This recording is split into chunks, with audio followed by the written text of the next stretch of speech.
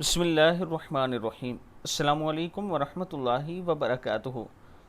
رمضان المبارک میں کسی بھی وقت دن میں آپ نے یہ دعا ضرور پڑھنی ہے، اس کا آپ کو بہت زیادہ فائدہ ہوگا۔ دعا کیا ہے؟ بسم اللہ الرحمن الرحیم، لا الہ الا اللہ، الا اللہ، لا کو تھوڑا سا کھینچنا ہے، الا اللہ، اللہم، اللہم، نستغفرک، نستغفرک، نستغفرک، ونسألکل، ونسألکل، ونسألکل جنت، جنت، ونعوذ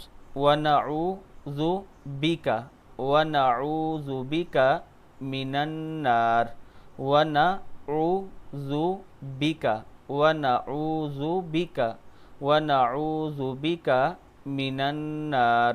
صدق اللہ العظیم۔